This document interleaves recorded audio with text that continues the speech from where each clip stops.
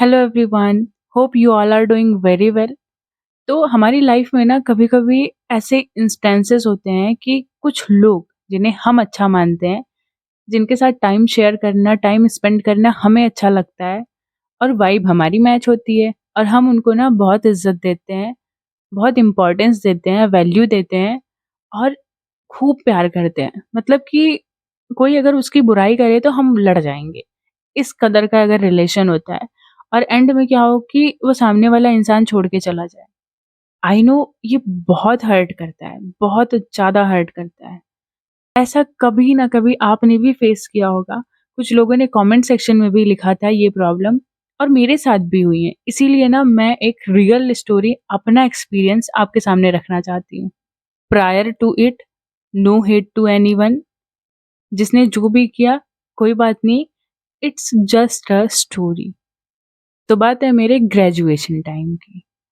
मेरी यूनिवर्सिटी थी, तो वहाँ पे करीब 35 हॉस्टल थे, लड़कों के अलग, लड़कियों के अलग, प्लस डिग्री के हिसाब से, कॉलेज के हिसाब से भी अलग हॉस्टल्स थे। इवन यूजी और पीजी मतलब अंडर ग्रेजुएट और पोस्ट ग्रेजुएट वालों के भी अलग हॉस्टल्स थे। बट जिस हॉस्टल में हम लोग थे, वहाँ पे टोटल पीजी वाले थे, मतलब जो एमएससी कर रहे थे अलग-अलग डिपार्टमेंट से, और यूजी में अंडर ग्रेजुएशन जो कर रहे थे उनमें सिर्फ हम थे, बीटेक फूड टेक्नोलॉजी वाले बच्चे थे। मेरे बैच में अबाउट 17 लड़कियाँ थी, तो जूनियर हम थे। अब वहाँ पे कोई भी फंक्शन होता था, कुछ भी होता था, पकड़ते थे जूनियर्स को। जहाँ जिस विंग में हम लोग रहते थे, विंग होता था, एक पूरी रो होती थी रूम्स की, एंड वहाँ पे सब साथ-साथ रहते थे। तो जिस विंग में हम लोग रहते थे, वहाँ की विंग इंचार्ज थी हमारी एमएससी की मैम। जो मैम थी, अच्छी थी, पर उस टाइम पे मुझे डर लगता था, क्योंकि सीनियर्स का इतना ज़्यादा खौफ बना दिया गया था, तो मैं सीनियर से इंटरैक्शन करने में थोड़ा-सा डरती थी। क्यों?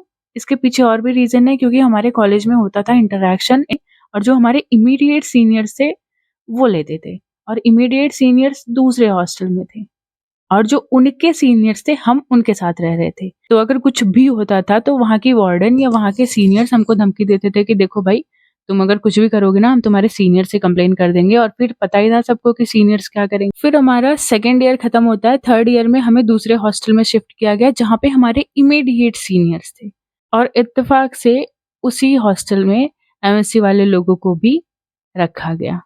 अब वहाँ पे एक मैम थी, धीरे-धीरे मेरा इंटरैक्शन बढ़ा, मैम बहुत अच्छी थी, मतलब एमएससी की थी। मतलब यू कैन से कि मेरे सीनियर की सीनियर थी। जब मैं थर्ड ईयर में आई, हॉस्टल चेंज हुआ, बैडमिंटन कोर्ट था, मैं बैडमिंटन भी खेलती थी। वहाँ पे वो मैम भी आती थी, खेलती थी। अब धीरे-धीरे हमारी बातें स्टार्ट हो गई और द वाइब मैच होती है ना, वाइब मैच होने लगी। And she is really caring, जिसको मानती है ना वो दिल से मानती है। और मेरा भी ऐसा रहा है ना कि यार जो एक बार दिल में बैठ गया ना, फिर उसके लिए कुछ भी करने को तैयार। मतलब अगर जो उसका दुश्मन है, जिससे उसकी बनती नहीं है ना, उससे मेरी भी नहीं बनेगी। भले से उससे पहले मेरी बन रही हो। जब मैम से इंटरैक्शन हुआ, तो उसके बाद हमारी बॉन्डिंग इस तरह हो गई ना कि जिसको वो लाइक नहीं करती थी, मैं भी नहीं उसको लाइक करती थी, और जिसको मैं लाइक नहीं करती थी, वो भी सॉर्ट ऑफ लाइक नहीं करती थी। बट शी वाज़ सीनियर, तो मैं उनकी हमेशा इज़्ज़त करती थी, उनके ओपिनियंस की, उनके पॉइंट ऑफ व्यूज़ की, और उनके सामने ना मैं बुराई नहीं करती थी, क्योंकि एज़ अ सीनियर, सीनियर की बहुत वैल्यू होती है हमारे वहाँ पे। एक्चुअली होता क्या है ना कि यूनिवर्सिटी में फिर कोई नहीं होता। एक जूनियर, सीनियर, बैचमेट्स फैमिली बन कर के ही रहते। तो सिचुएशन कुछ ऐसी थी कि मैम मेरे बैचमेट से भी ज़्यादा थी। इवन मेरे रूममेट से भी हम बाहर जाते थे घूमने के लिए, वॉक पे जाते थे, मैम मेरे लिए चीज़ें भी ले आती थी, बुक्स देती थी, हर तरह से सपोर्ट करती थी और बहुत अच्छी थी, ऐसा नहीं है कि वो बुरी थी। बट अप एंड डाउन सारी चीज़ों में आता है, एक छोटी बहन की तरह वो मुझे प्यार करा करती थी, एंड ऑब्वियसली मैं तो जान ही लुटा देती हूँ अगर कोई ऐसा करता है तो। And she was really pure hearted. Even वो मुझे हर एक आइडिया देती थी स्टडी से भी रिलेटेड, जबकि मेरी और उनका जो कोर्स था, डिग्री डिग्री तो अलग थी, जो कोर्स था ना वो भी अलग था। मतलब वो फूड टेक से नहीं थी, इन शॉर्ट। हमारी बॉन्डिंग बहुत अच्छी होती थी। कभी-कभी मैम खाना बनाती थी तो उसमें मुझे भी बुलाती थी, मेरे किसी भी बैचमेट को नहीं। She was super senior there उस हॉस्टल में ना। तो मेरी एक चौड़ भी थी कि मतलब मैम से मेरा कनेक्शन है मैम से, और हम लोग मतलब उड़ते रहते। वो बहुत अच्छा टाइम था। कभी बाहर गए, हॉस्टल टाइम खत्म हो गया, उसके बाद आए, फिर हॉस्टल की वार्डन से भी मैं नहीं सुनती थी। मतलब वो होता है ना कि जैसे बड़ी बहन खुद सुनती है डाँट और तुम्हें छुपा लेती है, तुम्हें सब चीज़ों से बचाती है, she was that type of girl.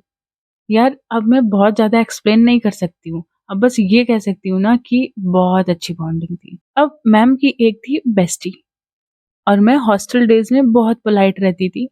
कोई भी सीनियर है उससे हँस के बात करती थी, अच्छे से बात करती थी और सबको रिस्पेक्ट के नज़रिए से देखती थी, उनको भी देखती थी और उनसे भी मतलब मैम के थ्रू मैं उन तक पहुँची और अच्छी बॉन्डिंग थी। हम लोग मेस में मिला करते थे ना, तो मेस में बातें भी होती थी। फिर धीरे-धीरे ना मैम को उन्होंने ऐसा बोला कि ये तो जूनियर है, तो जूनियर के साथ ऐसे दोस्तों की तरह क्यों बिहेव करती है? ये ऐसे कैसे बोल दिया इसने?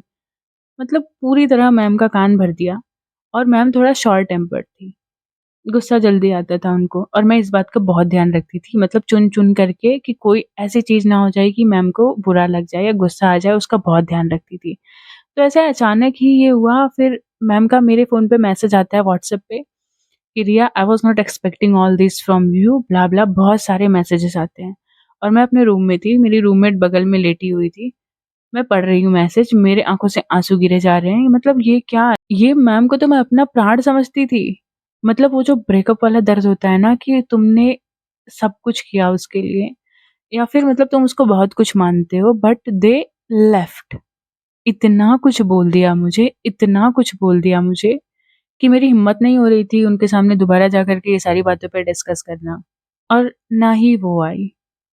जब मैं रूम में बैठ कर के रो रही थी ना, तो मेरी रूममेट ने उस टाइम पे बोला, "क्या हुआ?" उन मैम ने ऐसा बोला, "यार तू तू ही है।" मतलब वो भी मेरे को सुनाने लगी कि तू ही है जो भागती रहती है पीछे, जाने दे उनको, ब्ला-ब्ला बहुत सारी चीज़ें हुई। एंड हाँ, एक मिसाल थी। हम लोगों की जोड़ी ना उस टाइम पे एक मिसाल हुआ करती थी। बट अभी भी एक इतना-सा डाउट है कि मैंने इवन बाद में भी ट्राई करा उनसे बात करने का, पर वो चीज़ नहीं हो पाई। I was very excited for her birthday, पर बर्थडे आने से पहले ये सारी चीज़ें हो गई, ये सारे कांड हो गए।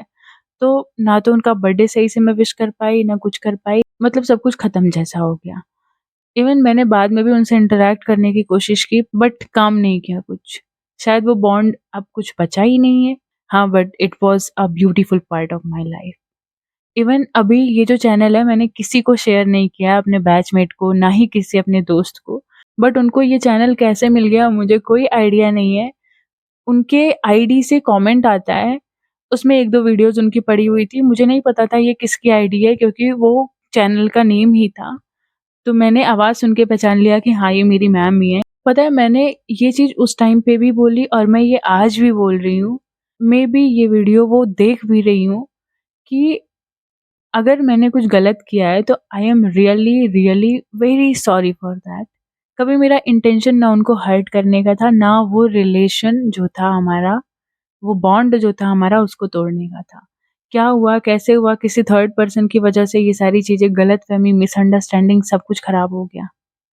हाँ, तो मैं इस इंसिडेंट से यही बताना चाह रही हूँ ना कि अगर आपका कोई अच्छा है, कोई आपको समझता है, कोई आपका जेन्युइन फ्रेंड है, तो अगर उससे थोड़ी अनबन हो जाती है ना, जाकर के उससे बात कर लो और अगर सामने वाला बात कर रहा है ना, तभी भी अपना ईगो वगैरह छोड़ करके उसके साथ थोड़ा बैठ कर के बात कर लो। क्या पता वो आपके जाने से उसका कोई पार्ट खो गया हो। कोशिश करो ना किसी से ये बैर दुश्मनी कुछ कुछ नहीं काम आता। कोशिश करो यही कि सबसे पोलाइट बिहेव करने की और सब भी अपने हैं यार, कोई पराया नहीं है। इवन आज भी बहुत लोगों ने बहुत दिल दुखाया है मेरा, बहुत सारी गलतियाँ की हैं, मैं बहुत रोई हूँ कुछ लोगों की वजह से। सामने आएँगे तो मुझे ना तो फ़र्क पड़ेगा बट कोई ग्रजेस भी नहीं रहेंगे और किसी से कोई शिकायतें भी नहीं हैं।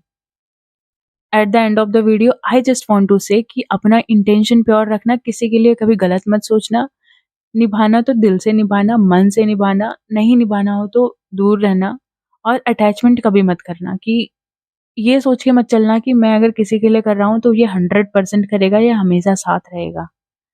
कुछ लोग तुम्हें पसंद करेंगे, कुछ लोग नहीं पसंद करेंगे but it's okay, it's alright. Bye bye.